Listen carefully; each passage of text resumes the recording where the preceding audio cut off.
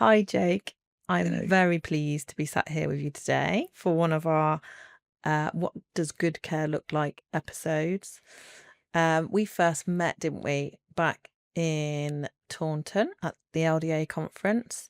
You were the first face I saw in the door, I was smiling. chairperson the event with Simon Duffy as well, so we both spoke as well. Yeah, and it was a really important conference, wasn't it? I think it demonstrated that day a lot of good examples of how to support people well. And you were obviously chairing that, so you've got a lot of experience yourself, haven't you? I suppose today it'd be really good if we could talk through some of your roles and your experiences and how you've supported good care and good practice, and then a little bit about your own experience of how um, within some of your roles, how those reasonable adjustments have just helped you maintain those roles really well and helped you succeed. Because I know you're doing things today that Not many other people would do, yeah, and that you yourself thought that you couldn't do, and achieved it. yeah, exactly. So we've got lots to talk about, I think. Should we start? Absolutely. So, where do you want to start? Do you want to talk about your admin role at Care Catalyst Group? I think Ashley says that you were one of the best, if not the best administrators they've ever seen. Very well organised, lots to offer the team here. How was that role for you? It was amazing to begin with, and just really getting to adjust to what I'll be doing each day I'll be working within the office. So I was mainly doing the payrolls for all the clinicians and care support people, so making sure they got paid on time. An So important job. that's a very important job to do. Yeah. Because if I got that wrong, then You'd have people on the phone. yeah, it's like people from the phone complaining and thinking, Yeah. "Well, I haven't been paid yet." But you did a great job of it. Yeah, Got everybody paid on I time. had a good mentor. We helped me like first couple of weeks to get settled in, and manager as well. I spoke to Gemma as well, and she was a very good manager as well. And how did she help you? How did she introduce you to the role and make sure that you had what you needed to fit in with the team? And We had a chat, and I wanted some reasonable adjustments that the company could possibly do for me. So having an actual keyboard and mouse instead of like using the letters and numbers on the actual laptop and mouse.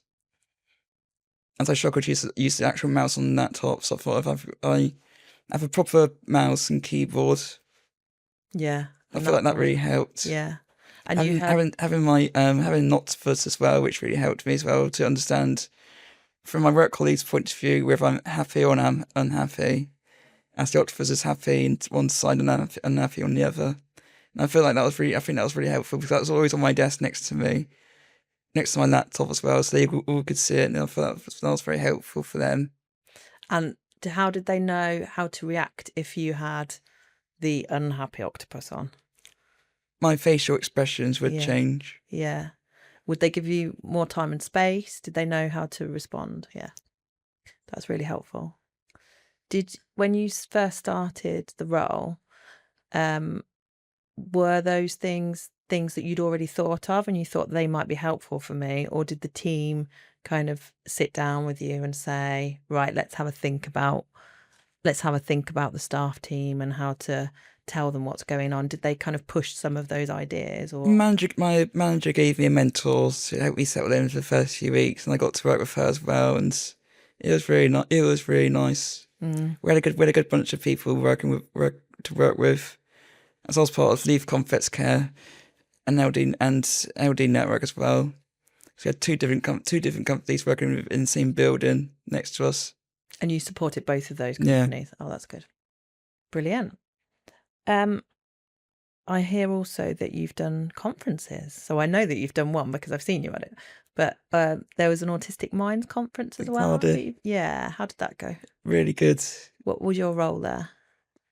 I was doing a PowerPoint with Ashley. We spoke about front of about 15 people. It was at the Cardiff City Stadium in Cardiff. and it was my first. It was actually my first time staying in a hotel in the night before, and it was actually my first time away from my parents as well. So that So must that's have two big things that was like. You thought, oh, it's daunting. I was like, it was absolutely fine. you can do more than you think you Yeah. can't you, in these things? And at the conference, what were you talking about? So we had a PowerPoint that we made, me and Ashley.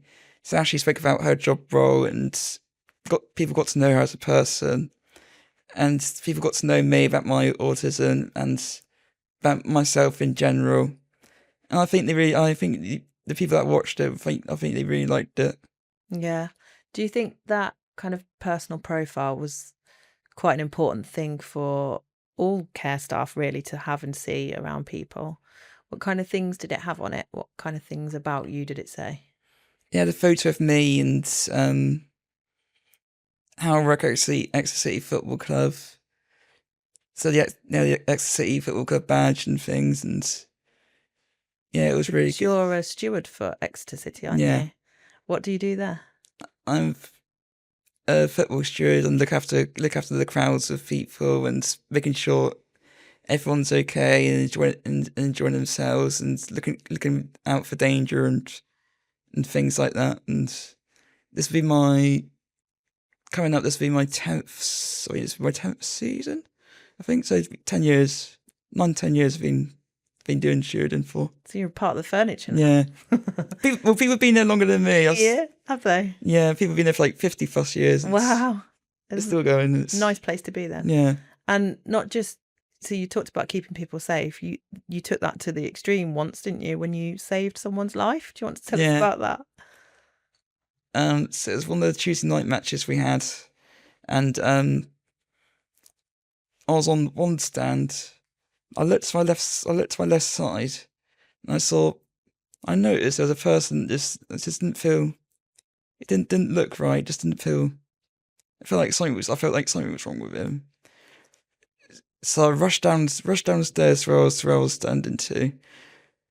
Went through a gate, and I asked one of the people next to the bench to ask the fourth official. Get the fourth official to ask the referee if he could stop the match because I think someone might be having a heart attack in the stand just by where the pitch, in front of where the pitch is. So I called for a medic and called for an ambulance. Luckily, I had all the stuff that was all in the bag prepared, so I knew exactly what to do. He was having a heart attack, so I did CPR. And then when the ambulance people came, I helped the gentleman into the ambulance, and thankfully he made a full recovery within the 2 weeks after that time. And the next home game, I was my student manager that was in charge of me. He said, "Would you come to our main office, please?" I was like, "Okay." I walked in and all of, like, the main, like, people were there, like chairmen and things like that, and I noticed there was a letter on the table, and it says my name on it. It's like, pay rise? Hopefully. And I opened it, and it was actually from the person that said thank you for just saying thank you for saving his life. It's fantastic. I think it's been autistic, me being autistic and doing that so calmly and professionally. I wouldn't have done it without having the training first. Which demonstrates how important training is, because you just recited to us all of the steps to take in that situation. Did you feel nervous doing it, or you just went into action? Yeah. I think just since I did the training, I just thought, no, I know exactly what to do. Did it calmly and professionally, and that's amazing, Jake. It's brilliant. Yeah, something really to be proud of, isn't it? Yeah. You've got lots of good, proud moments, I think, throughout your different work history. You're looking soon to be a co-facilitator of the Oliver McGowan training. Do you want to tell us about that? Because I think that's a really important training tool coming up, isn't it? It's so important for care people and NHS people to know about autism, learning difficulties and disabilities. For people that don't know, Oliver, there was a guy called Oliver. He was very young. He was a very young age. He was in and out of hospital at an early age with meningitis, and unfortunately passed away in the hospital. So his mum did a campaign for people, for the care support people and nurses, so they can do training to know about autism, learning difficulties and learning disabilities. So anything like this wouldn't happen again. And I think it's just so important that they do that. Yeah, everybody needs to have that training, don't they? Because I watched when I did the tier 1. I watched the whole watched the thing and watched like the whole story and video and thing. It was so hard to just not even cry watching throughout of it. It was so hard. I was literally dripping with tears, and it was such a powerful thing to me. It is a really sad story, isn't it? And I suppose what's come from it is the importance of that training and that understanding for all of the members of staff involved. If they had a bit more of that maybe at the time, then maybe some decisions that were taken or events that took place wouldn't have gone that way. So I think what you're doing now is a really important tool for staff, and that'll be really good when that gets going. You also volunteer, you're a busy man, for the National Autistic Society as well. Do you want to tell us about that? So I do that on the first Thursday of each month. Volunteer with the National Autistic Society and speaking with kids, adults, many about the kids about their autism, and to the parents to know what to do and what would be next best thing for their kids to have. So with my own experience, I could offer them my guidance and advice on what would be best for them to do. And it's really, really rewarding, not only just speaking to the kids, but just speaking to the parents as well. And getting like the help and they need and things. And because we know, don't we, that they say if you know one autistic person, you want know one autistic person. We're very clever autistic people. We're very clever. That many people think that we're not, but we're very, very clever. Yeah. I remember having to say, we used to have a saying, I used to say I was autistic and I couldn't do things. Whereas now I say I am autistic and I can do things. And you can, and you've proven that from the list that I've got down here today. Do you think having some of that, what I think is great about what you're doing is giving some autistic people who might not be able to communicate things in the way that you do, a voice around some of those things that can be difficult and that can be challenging. Because every autistic person is different. Yeah. There's either people slightly autistic or they're further up and higher in the spectrum. But you can give a bit of insight onto that, can't you, about how that feels and what that looks like? And yeah, brilliant.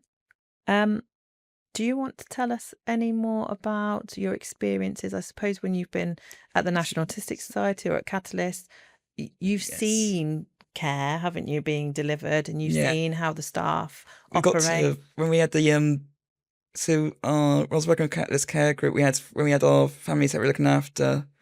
They came into our office, and we got to see the people that they're supporting. It's so lovely just to see them and spend time with them. I don't think many other companies would do that. Just let their families come in and just come and see them. And I got to see their faces, and they was happy. And there was one person that we supported who always wanted to go for a walk every Wednesday, and it was so lovely. I got the chance to go for a walk with him. And it was nice. It was like Griffin holding my hand. It was nice. It was lovely. Yeah. And there is that kind of family feel really here, isn't there? Do you think that's important to good care? Absolutely. Yeah.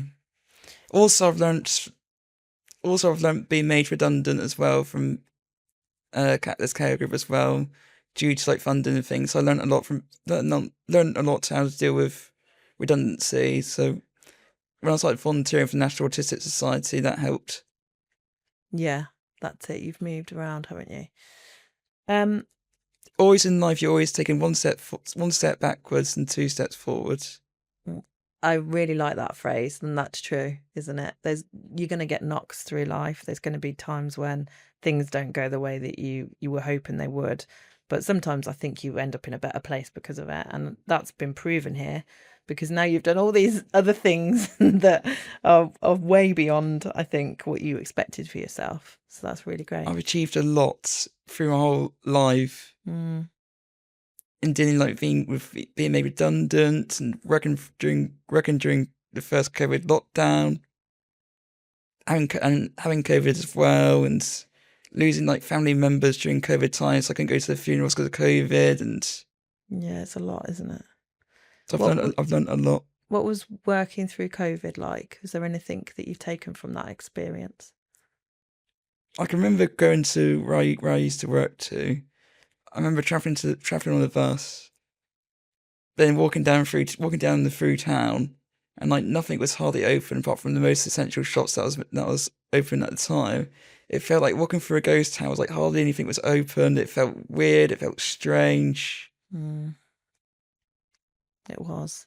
It was a strange time, wasn't it? Yeah. I'm guessing did you still come to the office at that time, or you were at home at that point? I was actually working at B&M. Oh, right, okay. So it was a shop that I had to stay during COVID because they had food and drinks and things. So yeah. We have gone all around the houses. We've covered lots of different bases. What do you think makes a caring person? I think someone who's willing to spend time with the actual person that they're supporting. Getting to, not just like getting to know them as a person and learning what they struggle with, what you could help them as a person, and help them with things. Yeah, brilliant. And gradually building the bond, building a relationship with them. Yeah, absolutely. Yeah, so you got a strong bond with them, and you know what to do if they're anxious or anything like that.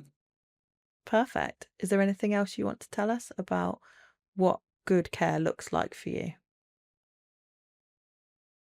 No, but I think always good to have very good reasonable adjustments in place. If you ask for your reasonable adjustments, you're guaranteed to get them. Brilliant. No, help you out all the way, no matter what job you do. It's very good to speak to your manager. It's very important to speak to your managers and tell them what adjustments that you need. And if somebody needs reasonable adjustments, there's financial support for that, isn't there? And access to work. But it's also a very long waiting list. Yeah. You'd think, you'd like hear back in like a week or two. No, you have to wait longer than that. So get the application early is your advice on that. Thank you very much for your time here today, Jake. It's been really good talking to you. It's been an absolute pleasure. Yeah, and I'll see you at the next conference. It's been one of the best days of my life, and I can't wait for the next conference. Yeah, the next one's going to be good. What is the next conference for you? It's the LDA Commissioners Conference in November. In Birmingham? Yes. So watch out for Jake. Yes. Gonna be famous. Yeah, you're on your way. Thank you. Thanks for your time today. Take care.